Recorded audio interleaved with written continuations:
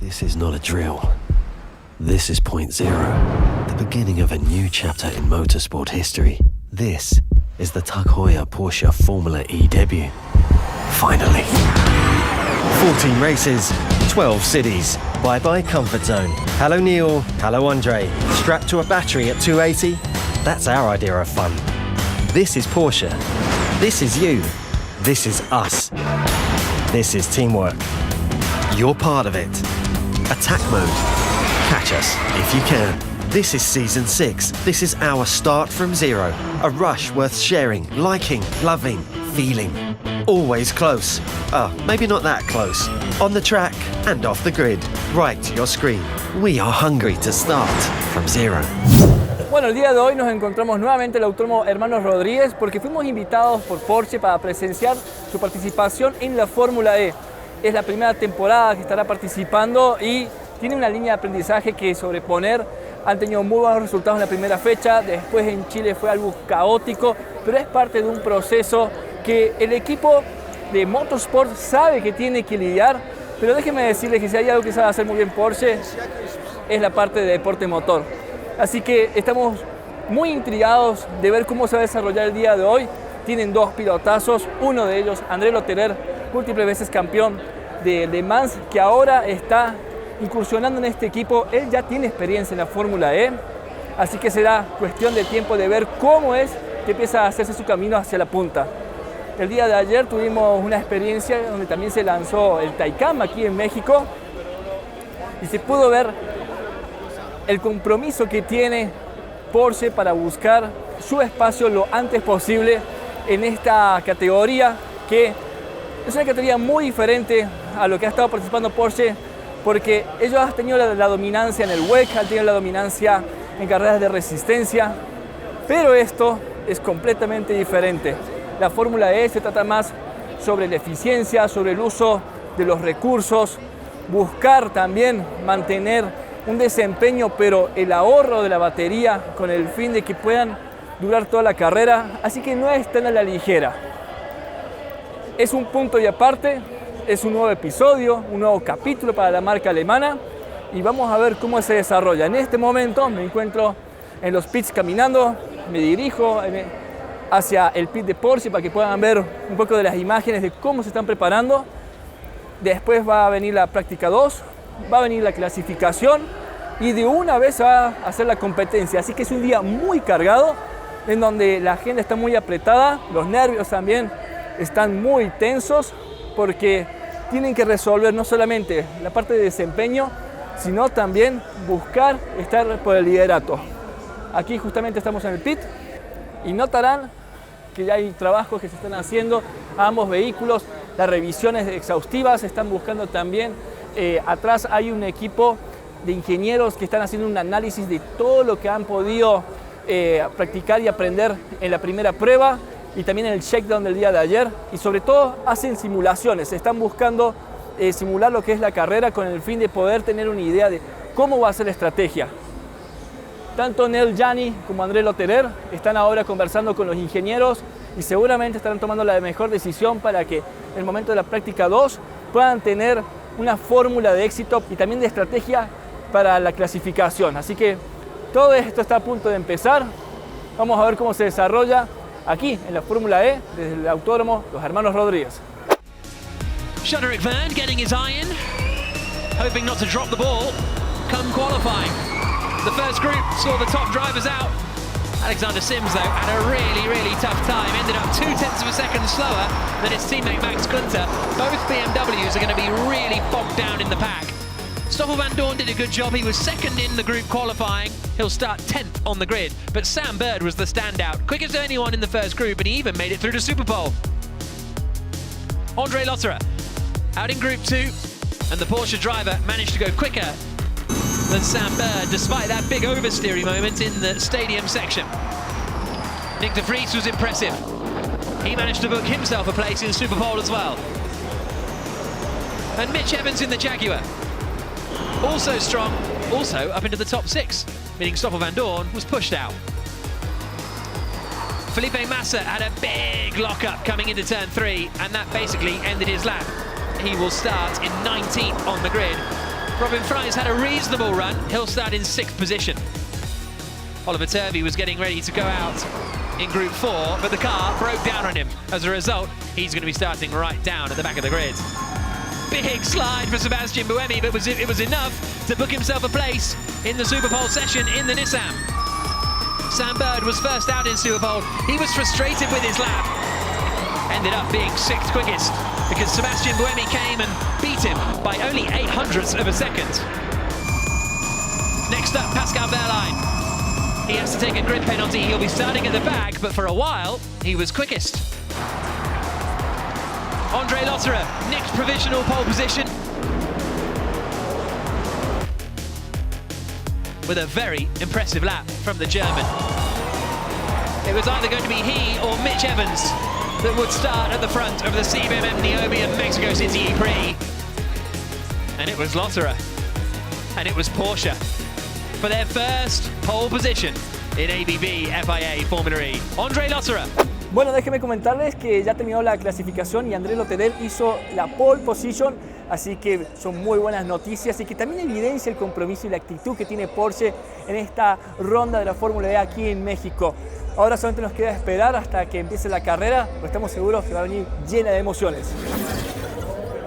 So today was the day started really well for Porsche, for Tiger Porsche Formula E team. At the end, we had our first pole today.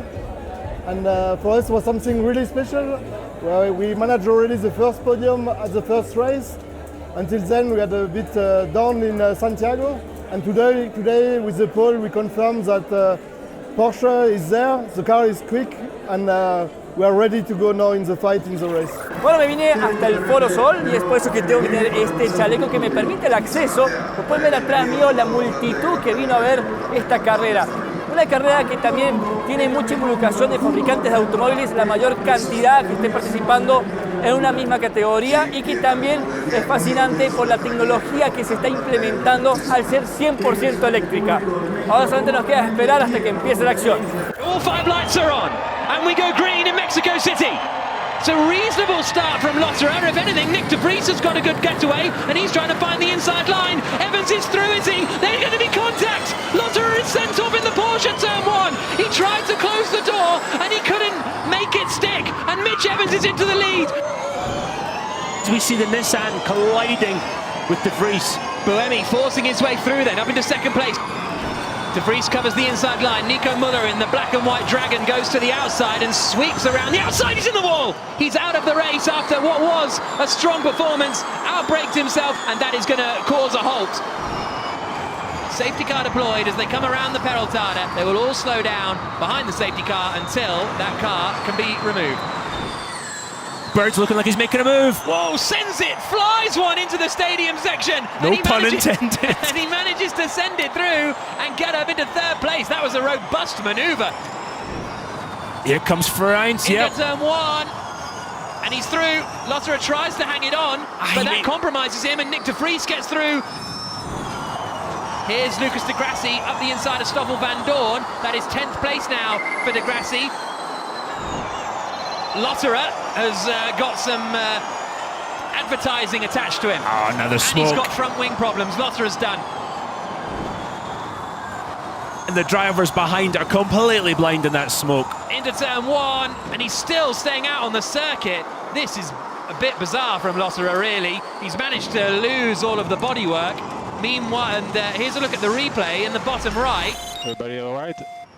Has he had contact here? Has he tried to get... Yeah, he's had a little bit of a nudge with a Mercedes, and Bird is through. Bird ahead of Buemi. He's in attack mode, and he's managed to get up into 2nd place. Here comes Da Costa to the inside. He's on fan boost. Oh, de Vries is closing the door aggressively. Now he's locked up massively. Oh, and he's into Fryns. Oh, Robin Fryns caught Look out at the of front. nowhere. It won't stop. But no, he's letting him through. Okay. There was a line from Da Costa last race. That is the first and last time I let Jev through. And here comes Da Costa to the inside, coming into turn 9. And Verne doesn't fight him too hard. But they're just losing more and more time. Look where Buemi's gone. Buemi must be laughing looking in the mirror. We're on board with de Grassi, 8th place. Up ahead of us is Alexander Sims. in 7th position. He started in 18th. What's he been up to? He's been passing Degrassi, he has. Fantastic. Here comes Da Costa again. Is he going to make the move into turn 9? Now Buemi's going to defend this one. And oh, that is Daniel Abt. Da Costa's gone right round the outside, sailed it round the outside. Da Costa is having a great race. As we look at a replay of Da Costa going round the outside, extra energy, extra power, end of story.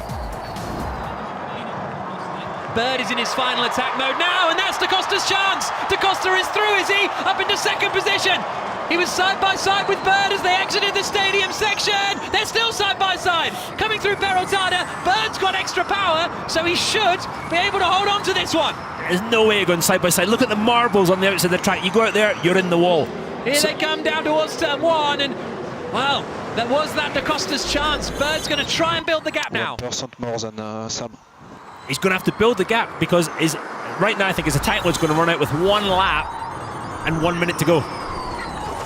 Oh, Bird's off yet. Got on wide. The marbles in the wall, and what was looking like a great day for Envision Virgin Racing has disappeared.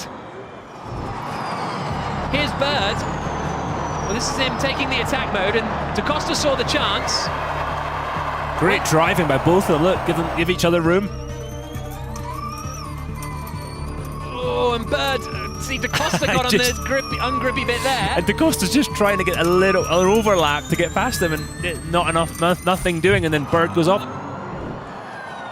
Into the stadium section. On the final lap comes Mitch Evans. It's a standing ovation.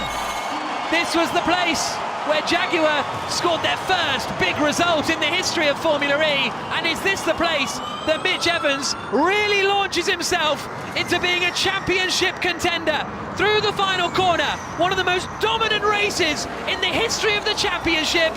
Mitch Evans wins in Mexico City. Wow.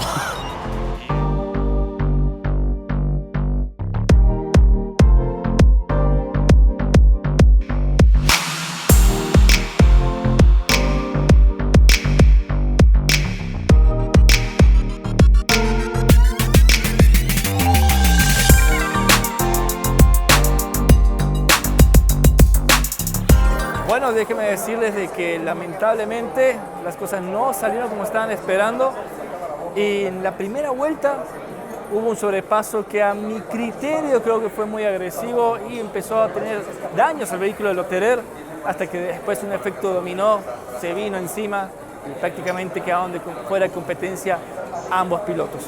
Una gran pena, pero así son las carreras, así es el automovilismo, Porsche lo sabe muy bien. Vinieron con velocidad, vinieron con toda la actitud, hicieron la pole, demostraron que tenían todas las armas para poder pelear por la punta, pero así fue como terminó.